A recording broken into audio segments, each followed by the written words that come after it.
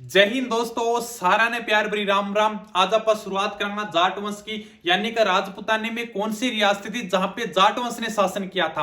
अब क्या है, जाट वंश आप कंप्लीट कर दूंगा। बैंक के बाद में 1857 की क्रांति है, अपने राजस्थान को एकीकरण है। तो आप अब की जल्दी जल्दी वीडियो लाया करांगा, क्योंकि भाई एग्जाम डेट अब नजदीक आ चुकी है। तो कोशिश आप यह करांगा पढ़ाई की वीडियो लेके आवा। तो आज आप जाट वंश कंप्लीट करांगा, ठीक है। यानी कि राजस्थान के अंदर दो ऐसी रियासतें थी जहां पे जाट वंश ने शासन किया था। सर वो कौन कौन सी रियासतें थी? एक तो है अपने भरतपुर, एक तो है भरतपुर, एक है धौलपुर। यानी कि भरतपुर और धौलपुर दो ऐसी रियासतें हैं जहां पे जाट वंश ने शासन किया है। भगवान श्री राम के भाई का नाम क्या था? भरत। कहते हैं कि भरतपुर नाम है वो भरत के नाम पर ही पड़ा है। भगवान श्री राम के छोटे भाई का नाम था लक्ष्मण। और लक्ष्मण जी क्या हैं? इनके कुल देवता हैं। भरतपुर के जाट वंश के कुल देवता कौन है? एग्जाम में अगर सीधो सो प्रश्न आ जाए तो कुल देवता है अपने लक्ष्मण जी। राजस्थान का एकमात्र लक्ष्मण मंदिर भरतपुर शहर में है, यानी भरतपुर सिटी के अंदर राजस्थान का एकमात्र लक्ष्मण मंदिर है। और कहीं पे भी आपको लक्ष्मण जी का मंदिर देखने को नहीं मिलेगा, लेकिन राजस्थान का एकमात्र मंदिर लक्ष्मण जी का भरतपुर सिटी में है। अब कुल देवता आ गया तो कुल देवी की भी बात कर लेते हैं। कुल देवी है राजेश्वरी माता। राजेश्वरी माता, और राजेश्वरी माता का मंदिर है वो भरतपुर के लोहागढ़ दुर्ग में स्थित है। यहाँ पे कौन सी गोत्र ने शासन किया था? यानी जाट वंश के अंदर भी गोत्र होती है, तो यहाँ पे कौन सी गोत्र ने शासन किया था? वो थे सिनसिनवार जाट। यानी कि सिनसिनवार जाट ने यहाँ पे शासन किया था। जब हम पुलिस में भर्ती हुए थे, नए नए आए थे, तो उस समय अपने भरतपुर का एक लड़का था, वो बोला कि महाराजा सूरजमल जी के वंशज हैं क्या? मैंने कहा कि कौन सी गोत्र है क्या? तब उसने कहा कि हम सिनसिनवार जाट हैं क्या। यानी कि ये जो सिनसिनवार जाटे हैं अपने भरतपुर, धौलपुर और थोड़ा सा अलवर का इलाका, यानी यही देखने को मिलेंगी। बाकी आपको शेखावाटी है, मेवाड़ है, यहाँ पे सिनसिनवार जाट देखने को नहीं मिलते, ठीक है। अब यानी कि जाट वंश का उदय कैसे हुआ था? यानी ये भरतपुर धौलपुर के राजा कैसे बने थे, कैसे इनका शासन आया था? भाई जाट तो मतलब काफी पुराने समय से हैं, लेकिन ये राजा कैसे बने थे? यानी कि उसमें मुगल बादशाह था औरंगजेब। उस समय दिल्ली का मुगल बादशाह था औरंगजेब। औरंगजेब को अपने सभी जानते हैं। औरंगजेब की हिंदुओं के प्रति गलत नीतियां थी। इसने 1669 में मंदिर तोड़ो अभियान चलाया था। हिंदुओं के खिलाफ इसने जजिया कर लगाया था। तो इस मतलब जो हिंदुओं के प्रति विरोध की नीति थी औरंगजेब की, इन नीतियों के चलते सबसे पहले तो इनके सिख विरोधी हो गए। सबसे पहले तो इनका सिखों ने विरोध किया। इसके बाद में जैसे मथुरा है, आगरा है, ये अपने भरतपुर है, इधर जाटों ने भी इनका विद्रोह शुरू कर दिया। लेकिन तब तक कोई नेता नहीं था, यानी छोटे मोटे विद्रोह शुरू होते थे। तब एक व्यक्ति उठ के आया जिसका नाम था गोकुल जाट। इसने कहा कि भाई मैं लूंगा चौधर का, चौधरी मैं बनूंगा सबसे पहले। ये कोई जाट वंश का संस्थापक नहीं है, बस अपने को इतना सा ध्यान रखना है। यानी कि जैसे आगरा, मथुरा, ये अपने भरतपुर है, यहाँ पे इसने जाटों का नेतृत्व किया था, बस इतनी बात है। यानी कोई पहला व्यक्ति था जो जाटों की तरफ से उठकर आया था, तो वो था गोकुल जाट, ठीक है। बस इतनी बातें हैं। फिर इसको भी तिलपत के युद्ध में औरंगजेब ने बंदी बनाकर इसको मार दिया था। कोई खास बात नहीं है, लेकिन ये जरूर ध्यान रखना। यानी कि आगरा है, मथुरा है, भरतपुर के जाटों का नेतृत्व इसने किया था, पहली बात, ठीक है। 2 नंबर पे जो व्यक्ति आता है जाटों का, वो है राजा राम जाट। अभी तक कोई व्यक्ति, कोई राजा नहीं बन रहा है, यानी कि अभी तक वो शासक नहीं बनेगा। अभी कोई अपना शुरुआत से हिस्ट्री में पढ़ रहे हैं, जैसे कोई छोटे मोटे नेता शुरू हुए थे जिन्होंने जाटों का नेतृत्व किया था, अभी वही व्यक्ति आ रहे हैं, राजा राम जाट, ठीक है। जब गोकुल जाट की मृत्यु हो जाती है, उसके बाद में फिर वही बेगा, अब चौधरी कौन लेगा? अब चौधर कौन करेगा क्या? अब चौधरी कौन बनेगा? तब राजा राम जाट उठ के आया, बोला जाटों का नेतृत्व मैं करूंगा क्या। इसके बाद में इसने राजा राम जाट ने, जब औरंगजेब वो दक्षिण भारत में गया हुआ था, ये अपने जैसे दक्षिण भारत है, तो यहाँ पे जब औरंगजेब दक्षिण भारत में अभियान के लिए गया हुआ था, तो राजा राम जाट ने किया क्या? पीछे से औरंगजेब का परदादा कौन है? अकबर। अकबर की कब्र कहां पे है? अकबर का मकबरा है सिकंदरा। सर ये सिकंदरा कहां पे है? सिकंदरा है आगरा में। आगरा तो पता ही होगा, आगरा तो यूपी में है। यानी कि अकबर का मकबरा था सिकंदरा, आगरा यूपी में। वहां पे गया राजा राम जाट, अकबर के मकबरे को खोदा, उससे अकबर की हड्डियां निकाली, और उसके अंदर आग लगा दी। इसने कहा कि अकबर तो हिंदू था क्या, यानी कि औरंगजेब जब सब हिंदुओं को मुस्लिम बना रहा है तो मैं अकबर को हिंदू बना दूंगा। तो इसने क्या किया, अकबर की हड्डियों को बाहर निकालकर हिंदू रीति रिवाज के अनुसार उसका दाह संस्कार कर दिया और ये कर दी घोषणा कि भाई ये लोग है, आज से अकबर हिंदू था। अब इस बात का जब औरंगजेब को पता चला, औरंगजेब तो दक्षिण भारत में गया हुआ था, अपने परदादे की जो हड्डियां हैं वह तो जला दी के राजाराम जाट है। तब इसने संदेश भेजा, जयपुर का शासक था बिशन सिंह, यानी कि मुगल बादशाह अगर कोई अभियान में जाते थे तो संदेश भेजते थे जयपुर वालों को, जयपुर वाले इनके फेवरेट थे। तो जयपुर के शासक बिशन सिंह को इसने संदेश भेजा, बिशन सिंह या बिशन सिंह भी मिल सकता है। बिशन सिंह के पास में संदेश भेजा यार कि मेरे परदादे की हड्डियां ही जला दी गए।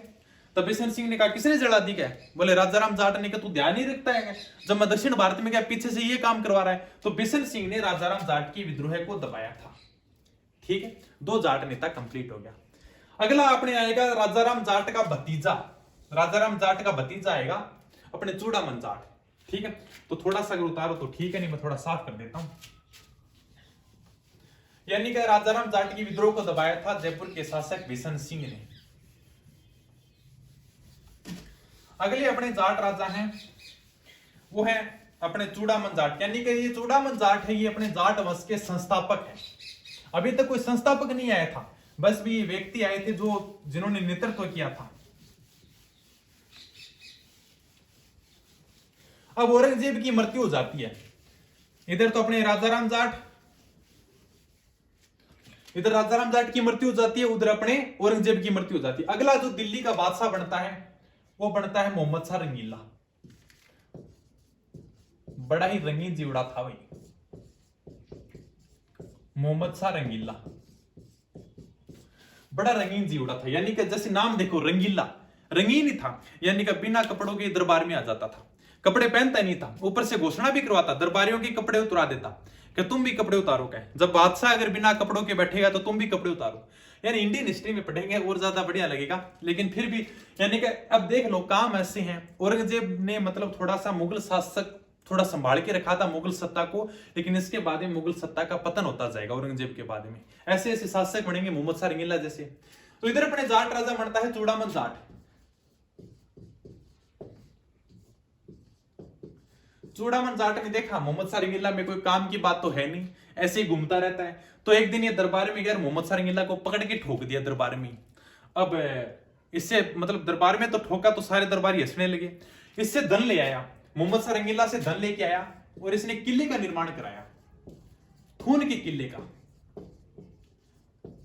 यानी कि थून के किले का निर्माण किसने कराया, चूड़ामन जाट ने। अब चूड़ामन जाट की तो रोज की बात हो गई, यानी इसके दरबार में जाता इसको ठोक के आ जाता।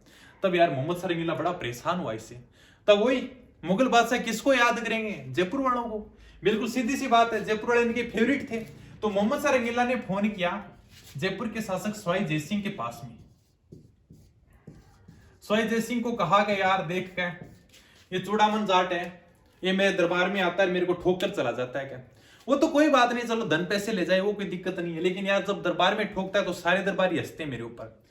तब सवाई जय सिंह ने कहा चलो ठीक है, क्या मैं इलाज करता हूं। क्या तो सवाई जय सिंह ने क्या किया, चूड़ामन जाट का भतीजा था जिसका नाम था बदन सिंह। बदन सिंह, एक थोड़ा ये लाइन और लिखना भाई, जाट वंश का संस्थापक है, यानी कि ये लिखी नहीं मैंने, जाट वंश का संस्थापक। संस्थापक कह दो, आदि पुरुष कह दो, मूल पुरुष कह दो, भरतपुर के जाट वंश का संस्थापक कौन है, चूड़ामन जाट। तो यानी कि चूड़ामन जाट का भतीजा था जिसका नाम था बदन सिंह। इस सवाई जय सिंह ने बदन सिंह को अपनी ओर मिला लिया कि देख भाई बदन सिंह, बात यह है कि जो तेरे चाचो है चूड़ामन जाट वो काम गलत कर रहे है क्या, यानी कि इन मुगल बादशाह रंगीला ने जाके ठोक किया जाए, लेकिन काम तो गलत है। क्या अब सवाई जय सिंह ने बदन सिंह को प्रलोभन दिया कि देख मैं तेरे को भरतपुर का शासक बना दूंगा। बोले ठीक है, और क्या देगा, और तेरे को डीग की जागीर दे दूंगा। यानी बदन सिंह को कहता है तेरे एक तो भरतपुर का शासक बना दूंगा, एक तेरे को डीग की जागीर दे दूंगा। डीग यानी उसमें जयपुर वालों के दिन था, डीग भरतपुर में ही है, तो तेरे को मैं डीग की जागीर दे दूंगा, तू मेरी तरफ मिल जा। तब सवाई जय सिंह और बदन सिंह दोनों एक हो गए। जब इस बात का पता चूड़ामन जाट को चला तब चूड़ामन जाट बड़ा दुखी हुआ कि यार देख के आपका ही मतलब कहीं न जाके मिल गया सवाई जय सिंह की तरफ। तब स्वाई जय सिंह और बदन सिंह दोनों ने मिलकर थून के किले में चूड़ामन जाट को घेर लिया। चूड़ामन जाट फिर ज्यादा दुखी कि यार देखो गए, अब मन नहीं घेर की बैठ गया। तभी तो किसी ने कहा है कि जाट हारा नहीं कभी रण में तीर और तलवारों से, जाट तो हारा है अपने ही देश में गद्दारों से। यानी कि जाट हारा नहीं कभी रण में तीर और तलवारों से, जाट तो हारा है अपने ही घर में गद्दारों से। ठीक है, तो इस प्रकार से चूड़ामन जाट ने सोचा कि यार तुम मेरे को क्या मारोगे, क्या मैं खुद ही मर जाता हूं। इसलिए इसने जहर खाकर खुद ही आत्महत्या कर ली। ठीक है, चूड़ामन जाट इज कंप्लीट। अगले शासक कौन बनेंगे? बदन सिंह। यानी अगला शासक बनता है अपने बदन सिंह।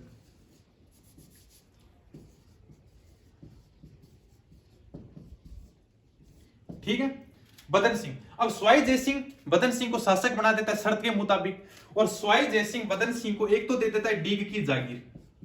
ये ला भाई, डीग तेरा ही है, डीग की जागीर दे देता है। ऊपर से इसको ब्रजराज की उपाधि दे देता है, ब्रजराज की उपाधि। यानी कि ब्रजराज क्यों कहा जाता है? ब्रज क्षेत्र तो आप जानते ही हो, जैसे मथुरा है, ये इधर का जो इलाका है वो ब्रज कहलाता है। और इसके पास में जो अपने टच होता है, जैसे आगरा मथुरा के एकदम पास में टच होता है अपने भरतपुर धौरपुर का इलाका, इसलिए कहते हैं कि ब्रजराज, आप तो ब्रजराज हो। ब्रजराज की उपाधि दे देता है। कौन देता है? स्वाई जय सिंह देता है। किसको देता है? अपने बदन सिंह को दे देता है। ठीक है, ब्रजराज की उपाधि दे दी, डीग की जागीर दे दी। इसके बाद में भरतपुर का पहला शासक है जिसका एक राजा की तरह राज्याभिषेक किया गया था, राजा की तरह इसका राज तिलक किया गया था। इससे पहले किसी का भी कोई राज तिलक नहीं किया गया था। बस ये अपने जाट वंश का संस्थापक जरूर बना था चूड़ामन जाट। इसको तो कहते हैं जाट वंश का संस्थापक था, जबकि बदन सिंह को कहते हैं वास्तविक संस्थापक यही था। यानी कि ये वास्तविक संस्थापक था। बदन सिंह है वो जाट वंश का वास्तविक संस्थापक था, जबकि चूड़ामन है सिर्फ संस्थापक। अगर वास्तविक संस्थापक पूछ ले कि जाट वंश का वास्तविक संस्थापक कौन था, तो था बदन सिंह। यानी कि वास्तविक संस्थापक कौन? बदन सिंह। और जाट वंश का संस्थापक कौन? वो है चूड़ामन जाट। ठीक है, और चूड़ामन जाट का बेटा है वो महाराजा सूरजमल, अगले जाट वंश के राजा बनेंगे। ठीक है, तो करते हैं अभी चलो साफ। इसके बाद में महाराजा सूरजमल पधार रहे हैं, अगले जाट वंश के राजा। अब अपने शासक बनेंगे महाराजा सूरजमल।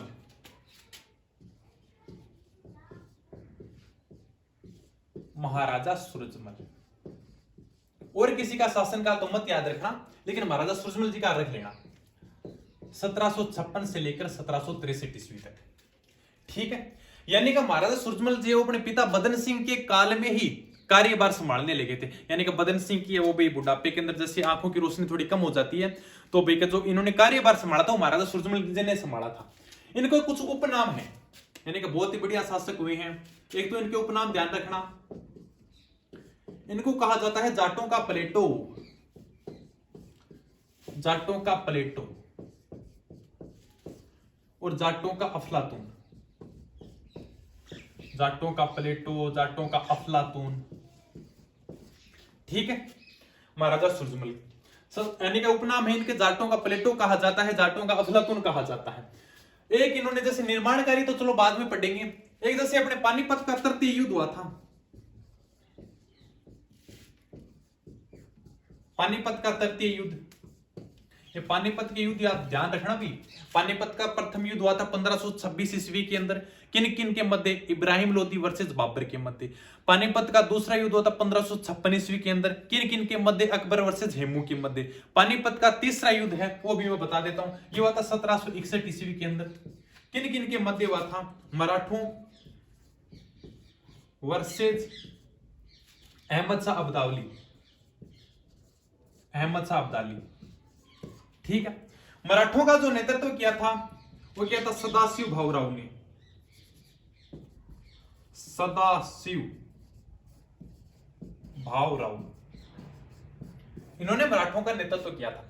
जब पानीपत के तीसरे युद्ध में जब मराठे जा रहे थे, तब महाराजा सूरजमल ने इनके पास में संदेश भिजवाया था, कभी आप जो युद्ध के अंदर अपने बीवी और बच्चों के लेके जा रहे हो, इनको मत लेके जाओ, इनको मेरे पास में छोड़ के चले जाओ। यानी कि पानीपत के तृतीय युद्ध में मराठा अपने साथ में किनको लेके जा रहे थे? अपनी बीवी बच्चों को साथ में लेके जा रहे थे। तो महाराजा सूरजमल जी ने संदेश भिजवाया कि इनको तुम मेरे पास में छोड़ के चले जाओ, लेकिन मराठों को विश्वास नहीं हुआ। कि पता नहीं क्या भाई का कहीं महाराजा सूरजमल जी हैं वो इन बीवी बच्चों को बंदी बना लें और उसके बाद में कह देंगे भाई का अब तो ये मेरे अधिकार में है। इनको विश्वास नहीं हुआ, लेकिन काफी समझाया, लेकिन उन्होंने विश्वास नहीं किया। पानीपत के तृतीय युद्ध में चले गए। वहां पे अब पता ही है कि अगर साथ में बच्चे होंगे तो क्या है, बच्चे के अगर आप एक थप्पड़ लगा दो तो बच्चा रोने लगेगा, अगर बच्चा रोएगा तो फिर उसकी माँ भी दुखी होगी, और माँ दुखी होगी तो उसके पिताजी भी दुखी होंगे। सीधी सी बात है, सीधा फॉर्मूला है, तो युद्ध तो हारना ही था। कुल मिला के पानीपत के तृतीय युद्ध में मराठे हार गए। जब मराठे मैदान से भाग रहे थे तब इनकी सहायता की थी महाराजा सूरजमल जी ने, यानी लगभग 50,000 मराठों को, कितने 50,000 मराठों को महाराजा सूरजमल जी ने शरण दी थी। यानी कि मराठों को विश्वास नहीं था कि भाई महाराजा सूरजमल जी अपनी इतनी बड़ी सहायता करेंगे क्या। यानी कि भागते हुए मराठों की लगभग 50,000 मराठों की सहायता की थी महाराजा सूरजमल जी ने। अहमद साहब दावली ने संदेश भिजवाया था कि मराठों को वापस लौटा दे। महाराजा सूरजमल जी ने कहा कि आज लौटाऊं ना कल लौटाऊं, तेरे मन में वो कर लेना क्या। यानी कि फिर महाराजा सूरजमल जी की सैन्य शक्ति से परिचित थे, तो इन्होंने भी दोबारा इसके ऊपर आक्रमण किया नहीं। अहमद साहब दावली की भी इतनी हिम्मत नहीं थी कि वो महाराजा सूरजमल जी के ऊपर आक्रमण करें। बस थोड़ा सा ध्यान रखना, एक बार मेरे को ध्यान में एक बार प्रश्न पूछा था कि पानीपत के तृतीय युद्ध में महाराजा सूरजमल जी ने किसकी सहायता की थी। पानीपत के तृतीय युद्ध में ध्यान रखना, पानीपत के तृतीय युद्ध में महाराजा सूरजमल जी ने किसी की सहायता नहीं की थी, बल्कि तटस्थ रहे थे, यानी कि एक जगह रहे थे। न तो अहमद साहब दाली की तरफ से लड़े थे और न वो मराठों की तरफ से लड़े थे। हालांकि जब मराठे युद्ध हार कर वापिस आए थे तब महाराजा सूरजमल जी ने जरूर सहायता की थी। ठीक है, जाटों का प्लेटा हो गया, जाटों का अफलातून हो गया, पानीपत का तृतीय युद्ध हो गया। ठीक है, ये तो तीनों युद्ध थोड़ा ध्यान में रखना भी। इसके अलावा इनकी निर्माण कार्य की अपन चर्चा करते हैं महाराजा सूरजमल जी की। तो इन्होंने क्या क्या निर्माण करवाया। सबसे पहले तो इन्होंने 1733 ईस्वी के अंदर भरतपुर में लोहागढ़ दुर्ग का निर्माण कराया था। राजस्थान का एकमात्र दुर्ग जिसको आज तक कोई भी नहीं जीत पाया। राजस्थान का एकमात्र दुर्ग जिसको आज तक कोई भी नहीं जीत पाया, लोहागढ़ दुर्ग। कहां पे है सर? भरतपुर में है। ठीक है, जब मैं दोबारा पढ़ाऊंगा तब बहुत ज्यादा विस्तार से बताऊंगा, अभी ज्यादा घबराइयो मत। सर दुर्ग भी कराएंगे, कंप्लीट कराएंगे। यानी कि 1733 ईस्वी के अंदर भरतपुर में लोहागढ़ के किले का निर्माण कराया था। किसने कराया था? महाराजा सूरजमल जी ने। फिर आपका क्वेश्चन आएगा सर शासनकाल तो 1756 से 63 ईस्वी में है, लेकिन मैंने शुरुआत में ही बताया था कि अपने पिता बदन सिंह के काल में ही कार्यभार संभालने लगे थे। ठीक है, यानी कि 1733 ईस्वी में भरतपुर में लोहागढ़ के दुर्ग का निर्माण कराया था। इन्होंने दिल्ली के ऊपर आक्रमण किया। दिल्ली पर आक्रमण किया। दिल्ली पर आक्रमण करके इन्होंने नूरजहां का झूला ले आई वहां से। नूरजहां का झूला, जिसमें नूरजहां खुद झूलती थी। ठीक है, महाराजा सूरजमल जी को पसंद आ गया। बोले नहीं यार, ये झूला अपने डीग के महलों में लगना चाहिए। क्या बोले कि ये तो अपने शाहजहां की बेगम नूरजहां झूलती थी। बोले आज से महाराजा सूरजमल झूलेगा इसके ऊपर। क्या तो वहां से नूरजहां का झूला उतारा और कहां पे ले आई? डीग के महलों में ले आई। डीग के महलों में लेके आके इसको झूले को लगा दिया, और रोज महाराजा सूरजमल जी डीग के महलों में ही नूरजहां के झूले के ऊपर झूलते थे। देखे तो सही कि नूरजहां को इतना क्या आनंद आता था इन झूलों में। क्या तब महाराजा सूरजमल जी रोज झूल के देखते थे। ठीक है, तो नूरजहां का झूला उतार के लिए डीग के महलों में लगा दिया। एक और प्रश्न काफी बार एग्जाम में आ गया कि डीग के महलों का निर्माण किसने कराया था? तो डीग के महलों का निर्माण भी महाराजा सूरजमल जी ने कराया था। यानी कि डीग के महलों का निर्माण किसने कराया था? महाराजा सूरजमल जी ने कराया था। जल महलों की नगरी किसको कहते हैं? डीग भरतपुर को कहते हैं। क्या कहते हैं? जल महलों की नगरी। जल महलों की नगरी किसको कहते हैं? जल महलों की नगरी कहते हैं डीग। डीग कहां पे है? भरतपुर में। कभी देख क्या ना, मतलब बहुत सुंदर जल महल है। तो भाई का निर्माण कार्य। इसके अलावा महाराजा सूरजमल जी की पत्नी थी जिसका नाम था किशोरी देवी। महाराजा सूरजमल जी की पत्नी थी जिनका नाम था किशोरी देवी। तो इन्होंने किशोरी देवी के महल का निर्माण कराया था। किशोरी देवी का महल है वो भरतपुर के लोहागढ़ में ही है। और 1763 ईस्वी में युद्ध करते हुए वीरगति को प्राप्त हो जाते हैं नजीब खां रोहिल्ला नाम के व्यक्ति से। यानी कि कोई अफगान था जिसके साथ में नजीब खां रोहिल्ला, लिख दूं 1763 ईस्वी में नजीब खां रोहिल्ला। नजीब खां रोहिल्ला इसके साथ में युद्ध करते हुए वीरगति को प्राप्त होते हैं 1763 ईस्वी में। ठीक है भाई, ये इनका निर्माण कार्य जरूर ध्यान रखना। 1763 ईस्वी में भरतपुर के लोहागढ़ के दुर्ग का निर्माण कराया था। दिल्ली के अंदर नूरजहां का झूला उतार कर ले आते हैं और अपने डीग के महलों में लगा देते हैं। डीग के महलों का निर्माण किसने कराया था? डीग के महलों का निर्माण महाराजा सूरजमल जी ने कराया था। जल महलों की नगरी किसको कहते हैं? डीग भरतपुर को कहते हैं। और किशोरी देवी के महल का निर्माण कराया था जो भरतपुर के लोहागढ़ दुर्ग में ही है। किशोरी देवी महाराजा सूरजमल जी की पत्नी का नाम है और 1763 ईस्वी में नजीब खान रोहिल्ला के साथ में युद्ध करते हुए वीरगति को प्राप्त होते हैं। देखो जाटों के काम देखो, यानी एक तो अपने भाई का है, कोई कब्र खोद रहा है, कोई झूला उतार के ला रहा है। अब की बार देखना जवाहर सिंह बनेंगे, वो अपने दरवाजे उखाड़ के ले आएंगे, है ना। यानी कि दुनिया की बड़ी एकदम मासूम सी कौम है जाट। चलो भाई, अब कुछ नहीं है। वैसे तो जवाहर सिंह तक ही पढ़ाते हैं, लेकिन एक तो शासक और बता दूंगा मैं, वैसे कोई बताता नहीं है, फिर भी अपन बता देंगे। एग्जाम की दृष्टि से ज्यादा महत्वपूर्ण नहीं, लेकिन दो छोटे छोटे शासक और बचेंगे। महाराजा जवाहर सिंह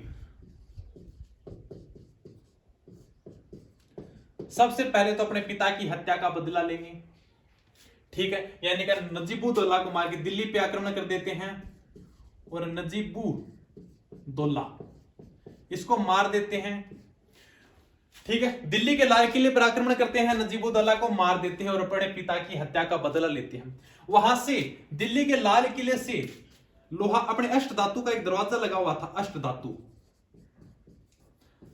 धातु का दरवाजा उखाड़ते हैं और इसको उखाड़कर कहां पे ले आते हैं? भरतपुर के लोहागढ़ पे लाकर लगा देते हैं। यानी कि जवाहर सिंह जी ने दिल्ली के ऊपर आक्रमण किया, नजीबुद्दौला को मार दिया, अपने पिता की हत्या का बदला लिया। इसके बाद में दिल्ली के लाल किले से अष्ट धातु का दरवाजा उखाड़ते हैं और इसको उखाड़कर भरतपुर के लोहागढ़ दुर्ग पर लाकर लगा देते हैं। तभी तो किसी ने कहा है अपने जबरो जाट जवाहर सिंह, जबरो जाट जवाहर सिंह सूरजमल रोजायो हो, जबरो जाट जवाहर सिंह सूरजमल रोजायो हो, अपने किले से फाटक पाड़ो लोहागढ़ लगायो हो, क्या लाल किले से फाटक पाड़ो लोहागढ़ लगायो हो।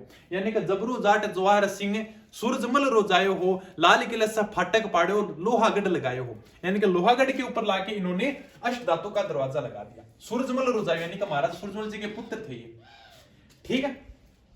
ये अष्ट धातु का दरवाजा कभी चित्तौड़गढ़ दुर्ग पे था। कहां पे था ये? चित्तौड़गढ़ दुर्ग पे। अष्ट धातु जैसे इसमें खूब सारी जैसे 8 धातुएं मिली हुई हैं। वैसे तो ये लोहे का दिखेगा आपको, अगर कभी आप भरतपुर का लोहागढ़ देखने जाओगे तो इसके मतलब इसीलिए तो इसको लोहागढ़ कहते हैं, वास्तव में ये लोहे का ही है। अष्ट धातु का जो दरवाजा है वो लोहे का है, लेकिन इसकी खास बात क्या है? इसमें कभी जंग नहीं लगती, क्योंकि इसके अंदर 8 धातुएं जैसे सोना है, चांदी है, पीतल है, तांबा है, ऐसे करके 8 धातुएं मिला रखी हैं। और सबसे खास बात यह है कि इस मतलब लोहे के जो दरवाजा है इसकी रक्षा करने के लिए भी गार्ड लगा रखा है, यानी अलग से गार्ड की व्यवस्था की गई है ताकि भाई कहीं चोरी ना हो जाए। यानी अष्ट धातु का दरवाजा है। तब कहते हैं कुछ इतिहासकार ये कहते हैं कि भाई क्या, पहले तो ये बताऊं, चलो हाँ, अष्ट धातु का दरवाजा कभी चित्तौड़गढ़ के किले के ऊपर लगा हुआ था। जब अलाउद्दीन खिलजी 1303 ईस्वी के अंदर चित्तौड़गढ़ के किले पर आक्रमण करता है, 1303 ईस्वी के अंदर अलाउद्दीन खिलजी ने चित्तौड़गढ़ के किले पर आक्रमण किया था और चित्तौड़गढ़ का पहला साका कंप्लीट हुआ था, ठीक है। उसी समय अलाउद्दीन खिलजी चित्तौड़गढ़ दुर्ग से अष्ट धातु का दरवाजा उखाड़ कर लाता है और लाल किले पर लगवा देता है। यानी कि यही अलाउद्दीन खिलजी 1303 ईस्वी में चित्तौड़गढ़ दुर्ग के अंदर जाता है, अष्ट धातु का दरवाजा उखाड़ता है और उखाड़कर कहां ले जाता है? लाल किले पर लेकर चला जाता है। इसके बाद में इस लाल किले के ऊपर से वापस इस अष्ट धातु के दरवाजे को उखाड़कर महाराजा जवाहर सिंह लाते हैं, भरतपुर के लोहागढ़ दुर्ग पर लगवा देते हैं। कि कुछ इतिहासकार ये कहते हैं कि काफी दिन तक ये दरवाजा पड़ा हुआ था, भाई महाराजा जवाहर सिंह ने लगाया नहीं। इसके बाद में कहते हैं महाराजा जवाहर सिंह जी ने संदेश भेजा चित्तौड़गढ़ वालों के पास, कभी देखो आपकी एक अमानत है मेरे पास में, अगर आप ले जाना चाहो तो ले जाओगे। लेकिन उस समय कहते हैं कि काफी दिनों से कोई चित्तौड़गढ़ से आया नहीं था। फिर महाराजा जवाहर सिंह ने अपने भरतपुर के लोहागढ़ पे लगवा दिया। फिर थोड़े दिन बाद में आए तब महाराजा जवाहर सिंह जी ने मना कर दिया, अब तो मैंने लगवा लिया क्या, अब इस गेट को तो हटा नहीं सकता क्या। कुछ इतिहासकार कहते भी हैं, कभी इन्होंने पत्र लिखा था क्या, कभी ये तुम्हारा दरवाजा है लेके जाओ तो ले जाओ, लेकिन वहां से कोई लेने के लिए नहीं आया, ठीक है। नहीं तो आज जो आपको ये चित्तौड़गढ़ दुर्ग पे देखने को मिलता था। जवाहर सिंह जी एक बात और है इनकी, एक बात और है कि इन्होंने भरतपुर के लोहागढ़ में इन्होंने जवाहर बुर्ज का निर्माण करवाया था। किसका निर्माण करवाया था? जवाहर बुर्ज का। ये जो जवाहर बुर्ज है सफेद संगमरमर से बना हुआ है। किससे बना हुआ है? सफेद संगमरमर से, सफेद संगमरमर से बना हुआ। और कहते हैं कि इस जवाहर बुर्ज में भरतपुर के जाट शासकों का राजतिलक होता था, ठीक है। यानी कि लोहागढ़ के अंदर जवाहर बुर्ज का निर्माण कराया था, जो सफेद संगमरमर से बना हुआ है। किसने कराया था? महाराजा जवाहर सिंह ने कराया था। और ये जो अपने जवाहर सिंह ने जो निर्माण कराया था, यहीं पर राज तिलक होता है। महाराजा जवाहर सिंह इज कंप्लीट। देखो जाटस मतलब राजाओं के काम देखो, कोई तो मतलब कब्र खोद रहा है, कोई अपने नूरजहां का झूला लेके आ रहा है, कोई दरवाजा लेके आ रहा है ना, सबसे अलग काम है। अपने इतने इतिहासकार मतलब इतने इतिहास पढ़े हैं, अब तक ऐसे काम तो नहीं पढ़े भी। सारे मतलब राजा एक जैसे काम कर रहे हैं, मतलब कुछ ना कुछ दिल्ली से ला ही रहे हैं। ठीक है, जवाहर सिंह के बाद में वैसे तो कोई देखो खास नहीं है, लेकिन एक किशन सिंह बता देता हूं मैं, महाराजा किशन सिंह।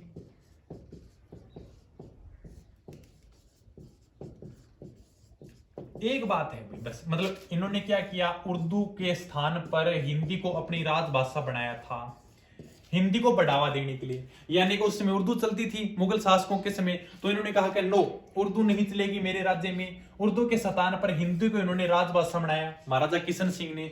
और कहते हैं कि भरतपुर का आधुनिकरण का श्रेय इन्हीं को जाता है। भरतपुर के आधुनिकरण का श्रेय, कि भरतपुर के आधुनिकरण किया था इन्होंने। ठीक है, तो भरतपुर के आधुनिकरण का श्रेय महाराजा किशन सिंह को जाता है। इसके अलावा 1927 ईस्वी के अंदर भरतपुर में इन्होंने राष्ट्रीय हिंदी सम्मेलन बुलाया था। बड़े बड़े कवि बुलाए थे हिंदी सम्मेलन के लिए। कहते हैं कि हिंदी को बढ़ावा देने के लिए, कभी हिंदी अपनी जो मातृभाषा उसको लोग जाने, इसलिए 1927 ईस्वी के अंदर हिंदी का एक इन्होंने राष्ट्रीय सम्मेलन बुलाया था। ठीक है, राष्ट्रीय सम्मेलन बुलाया था।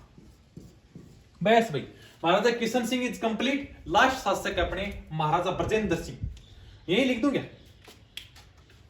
लास्ट अपने जो शासक है, वैसे तो कोई कराता नहीं महाराजा किशन सिंह और महाराजा ब्रजेंद्र सिंह के बारे में, वैसे ही तुम्हें पता चल जाएगा। ठीक है, महाराजा ब्रजेंद्र सिंह लास्ट जो शासक हैं, ब्रजेंद्र सिंह। एक बात तो ये है, भरतपुर के अंतिम शासक हैं। ठीक है, और दूसरी बात यह है, इन्होंने 4 मार्च 1938 ईस्वी को भरतपुर के प्रजामंडल की स्थापना की थी। कब की थी? 4 मार्च 1938 ईस्वी को जो भरतपुर प्रजामंडल की स्थापना हुई थी। ये चलो मैं प्रजामंडल में बताऊंगा अभी, क्योंकि प्रजामंडल एक अलग टॉपिक, उसको आराम से समझाएंगे, इसको एक बार रख देना आप छोड़।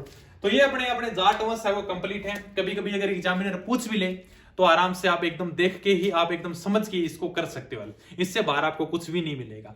ठीक है दोस्तों, धन्यवाद, थैंक यू, जय हिंद, जय भारत।